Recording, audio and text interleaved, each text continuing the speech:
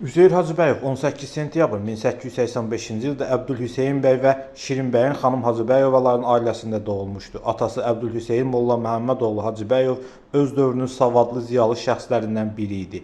O 19-cu əsrin tanınmış dövlət xadimi və şairi, Qarabağ xanlarının varisi Xurşudbanu Natavanın mirzəsi olmuş və onun Ağcabəddəki təsərrüfatına başçılıq etmişdir. Onun ilk müəllimi Azərbaycan musiqisinin gözəl bilicisi, dayısı Ağalar bəy Əliverdibəyov olub. Üzeyir bəyin dayısı Ağalar bəy Əliverdibəyov həm də Şövkət Ələkbərovanın ilk musiqi müəllimi idi. Üzeyir Hacıbəyov 1899-1904-cü illərdə Qori müəllimlər seminariyasında təhsil alıb. Seminariyanı bitirdikdən sonra 1904-cü ildə Cəbrayıl qəzasının Hadrut kəndinə müəllim təyin edilir.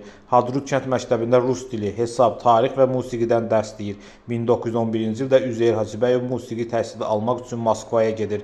Lakin maddi ehtiyat üzündən Moskvada musiqi təhsilini yarımçıq qoyub Bakıya qayıtmağa məcbur qalır. Gələcək həyat yoldaşı Məleykə xanımla Qori müəllimlər seminariyasında oxuduğu illərdə tanış olub.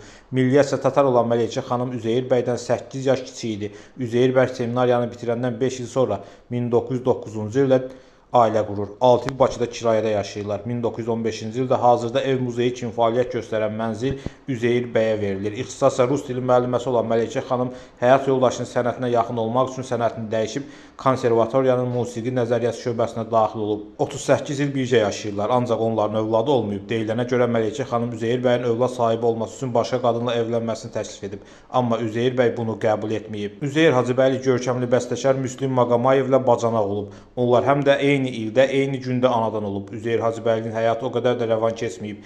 Dəfələrlə ölümlə üz-üzə gəlib. 1918-ci ilin mart qırğını zamanı ermənilər Üzeyir bəyin evini gülləbaran ediblər. Üzeyir bəy artıq kifayət qədər tanınırdı. Hadisələr başlayanda Nəriman Nərimanov bəstəkarı yanına çağırır və onu teatr truppası ilə birgə İrana qastrol səfərinə getməyi tapşırır. Əvvəl Üzeyir bəy razılaşmır. Mən Azərbaycanı qoyub heç yerə getməyəcəm deyir. Ancaq Nərimanov siz bizə gələcəkdə lazımsınız deyir və Üzeyir Hacıbəyov İrana yola salınır.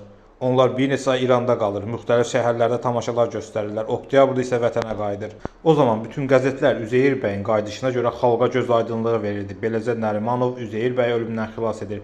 Sovet hakimiyyətinin ilk illəri Üzeyir Hacıbəyovun adı tez-tez xalq düşmənləri sırasında çəkilir. 1920-ci ildə bəstəkarı güllələmək istəyirlər. Bu təhlükə sırf təsadüf nəticəsində sovuşur. Üzeyir bəyin qayını qatı kommunist idi. O təhlükəsizlik idarəsinin şöbə müdirlərinin birinin masasının üstündə təsadüfən haqqında güllələnmə hökmü çıxarılan 59 nəfərin siyahısında Üzeyir Hacıbəyovun da adını görür. Dərhal Nərimanovun yanına gedərək vəziyyəti danışır. Nəriman Nərimanov müvafiq orqanlardan həmin siyahını tələb edir. Onları tələm-tələsik qərar çıxarmaqda günahlandıraraq siyahını cırıb atır. Uzun illər Üzeyir Hacıbəyovun şəxsi katibi işləyən qohumu Ramazan Xəlilovun dediyinə görə bəstəkar şəkər xəstəliyini bədnam qonşularımızın ucbatından tutub.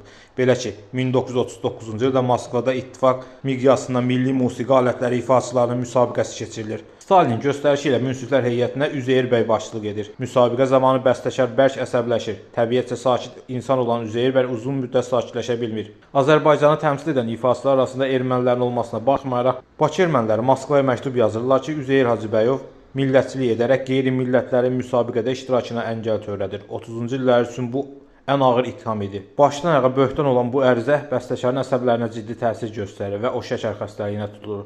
Dahi bəstəkarın həkimi olan erməni ona yanlış müalicə və pəhriz təyin edir. Bunun nəticəsində Hacıbəyli bir ay ərzində 18 kiloqram arıqlayır. Orqanizmi zəifləyir və ürək tutmaları başlayır. 1938-ci ildə Moskvada keçirilən Azərbaycan İncəsənəti günlərində arşınlanan Koroğlu operaları böyük maraqla qarşılanır. Hər iki operaya görə Stalin Üzeyir Hacıbəyova avtomobil hədiyyə edir. Üzeyir Hacıbəyli Azərbaycan tarixində ilk peşəkar bəstəkardır və Müsəlman şərqində ilk operanın banisidir. O, Azərbaycan Xalq Cümhuriyyəti Parlamentinin, daha sonra isə SSR Ali Sovetinin deputatı olub. Nazirlər Kabinetinin 7 may 2009-cu il tarixli qərarı ilə Üzeyir Hacıbəyli əsərlər Azərbaycan Respublikasında dövlət varidatı elan edilən müəlliflərin siyahısına daxil edilib. Üzeyir Hacıbəyov 1948-ci ildə 23 noyabrda vəfat edib. Ömrünün son illərində yazdığı Firuzə operası isə yarımçıq qalıb.